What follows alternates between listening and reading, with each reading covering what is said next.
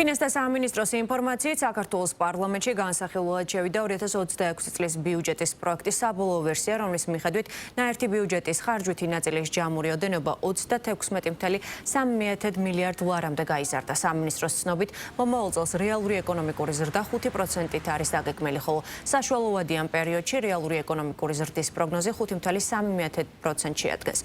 2026 წლისთვის პრიორიტეტად კვლავ ჯანდაცვა, სოციალური მიმართულებები და ინფრასტრუქტურული პროექტები რჩება. მათ შორის პროექტის საბოლოო ვერსიაში გათვალისწინებულია საჯარო სკოლების ადმინისტრაციული პერსონალის, სკოლის ეთქნებისა და მანდატურების ხალხასების 20%-იანი ზრდა. თავდაპირველად ამ მიმართულებით 10%-იანი ზრდა იყო დაგეგმილი, რაც მოგვიანებით გადაიხედა.